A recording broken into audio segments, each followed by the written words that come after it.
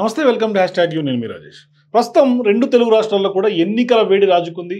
అటు ఏపీలో గెలిపే లక్ష్యంగా టీడీపీ, బీజేపీ, జనసేన పార్టీలు కూటమిగా ఏర్పడ్డాయి.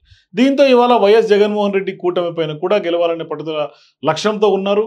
ఈ క్రమంలో ఎన్నికల్లో కొంత పోలింగ్ కూడా చాలా తక్కువ సమయం ఉండటంతో ప్రధాన పార్టీలన్నీ కూడా ప్రచార జోరును పెంచారు.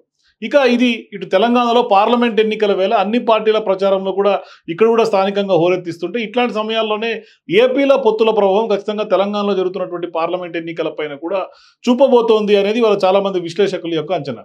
అయితే తెలంగాణలో కాంగ్రెస్ పార్టీకి గత అసెంబ్లీ ఎన్నికల సమయంలో టీడీపీకి ఖచ్చితంగా కూడా దాని మద్దతు లభించిందని చెప్పాలి. అయితే గత తెలంగాణలో అసెంబ్లీ ఎన్నికల్లో కాంగ్రెస్ పార్టీ ఖచ్చితంగా కూడా ఎన్నికల సమయంలో టీడీపీ మద్దతు లభించింది కాంగ్రెస్కి. కానీ ప్రజెంట్ పార్లమెంట్ ఎన్నికల్లో టీడీపీ చాలా కీలకమైనటువంటి నిర్ణయం తీసుకుంది. ఇట్లాంటి సమాచారంలోనే కొంత తెలంగాణలో జరగబోతున్నటువంటి పార్లమెంట్ ఎన్నికల్లో ఎక్కువ ఎంపీ సీట్లు గెలవాలనే ప్రణాళికలతో ఇప్పటికే బీజేపీ పార్టీ కూడా ముందుకెళ్తోంది. ఇట్లాంటి నేపథ్యంలోనే బీజేపీ నేత మాజీ ఎమ్మెల్యే చింతల రామచంద్రారెడ్డి తెలంగాణ టీడీపీ నేతలతో కూడా చర్చలు జరిపినట్టు తెలుస్తోంది. మరోవైపు చర్చల అనంతరం టీడీపీ తెలంగాణలో బీజేపీకే మద్దతు ఇవ్వాలని నిర్ణయం తీసుకున్నట్టుగా పార్టీ పొలిట్ బ్యూరో సభ్యుడిగా ఉన్నటువంటి అరవింద్ కుమార్ గౌడ్ చెప్పినట్టుగా తెలుస్తోంది. కానీ ఇక్కడ సీన్ కట్ చేస్తే టీడీపీ అధినేత చంద్రబాబు నాయుడు ఆదేశాల మేరకు కూడా తెలంగాణలో బీజేపీకి కొంత మద్దతు ఇస్తున్నట్టు కూడా చెప్పినట్టుగానే తెలుస్తోంది. అయితే ఈ నెల 10వ తేదీన ప్రధాని నరేంద్ర మోదీ హైదరాబాద్కు రాబోతున్నట్టుగా చెప్తున్నారు. ఈ సందర్భంగా టీడీపీ శ్రేణులు మోదీ బహిరంగ సభలో పెద్ద ఎత్తున పాల్గొని విజయవంతం చేయాలని కూడా చింతలు ఇప్పటికే పిలుపునిచ్చారు, ఆహ్వానం పలికారు. అసెంబ్లీ ఎన్నికల తరహాలోనే పార్లమెంట్ ఎన్నికల్లో కూడా టీడీపీ మద్దతు ఇవ్వాలని ఓవైపు మంత్రి పొంగులేటి వంటి నేతలు కూడా నేరుగా టీడీపీ కార్యాలయానికి వెళ్ళి మద్దతు కోరినట్టు కూడా సమాచారం. కానీ ఇప్పుడు టీడీపీ మద్దతు మరి బీజేపీకి ఇస్తున్నట్లు తెలియడంతో ఇది తెలంగాణలో కొంత విపరీతమైనటువంటి చర్చలకు దారితీస్తుంది. కానీ ఏది ఏమైనప్పటికీ కూడా కొంత సీన్ గ్రౌండ్లో రియాలిటీ కొంచెం డిఫరెంట్గా కనిపిస్తుంది. ఎందుకంటే రేవంత్ని చాలామంది టీడీపీ ఓట్ బ్యాంక్గా ఉన్నటువంటి కరడుగట్టినటువంటి టీడీపీ ఓట్ బ్యాంక్ అంతా రేవంత్ని ఓన్ చేసుకుంటున్నారు.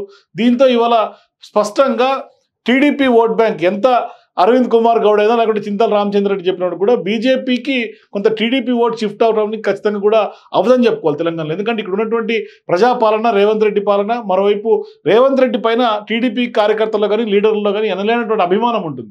అది ఖచ్చితంగా కూడా టీడీపీ అవునన్నా కాదన్నా గత అసెంబ్లీ ఎన్నికల్లో కూడా ఖచ్చితంగా కూడా కాంగ్రెస్కే ఆ ఓటంతా పడింది. ఇప్పుడు పార్లమెంట్ ఎన్నికల్లో కూడా ఆ ఓటంతా కూడా కాంగ్రెస్కే పడే అవకాశాలు ఎక్కువ శాతం ఉన్నాయి.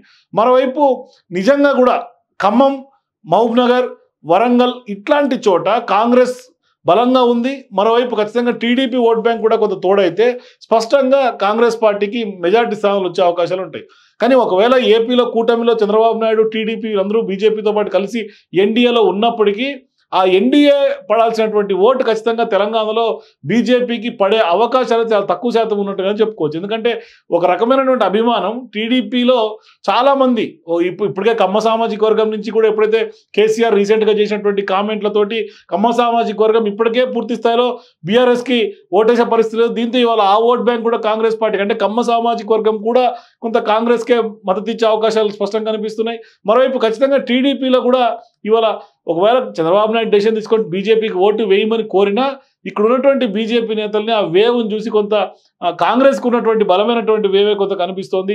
మరోవైపు స్థానికంగా తెలంగాణలో అధికారం కాంగ్రెస్ పార్టీ ఉంది. దీంతో ఖచ్చితంగా కూడా వీళ్ళందరూ కూడా కాంగ్రెస్ పార్టీకి, మరోవైపు రేవంత్ రెడ్డి అధ్యక్షతన ఉన్నటువంటి వీళ్ళకే కొంత వేసే అవకాశాలు ఎక్కువ శాతం కనిపిస్తున్నాయి. మొత్తం మీద టీడీపీ ఓట్ బ్యాంక్ కూడా ఈసారి మరొకసారి పార్లమెంట్ ఎన్నికల్లో కాంగ్రెస్కి కలిసి వచ్చే అవకాశాలు ఉన్నాయి. ఒకవేళ టీడీపీ అధినేత చెప్పినప్పటికీ కూడా టీడీపీ ఓట్ బ్యాంక్ బలమైనటువంటి కరడుగట్టినటువంటి టీడీపీ ఓట్ బ్యాంక్ ఈసారి కూడా ఖచ్చితంగా పార్లమెంట్ ఎన్నికల్లో కాంగ్రెస్ పడే అవకాశాలు ఎక్కువ శాతం కనిపిస్తున్నాయి. For more days please watch #you.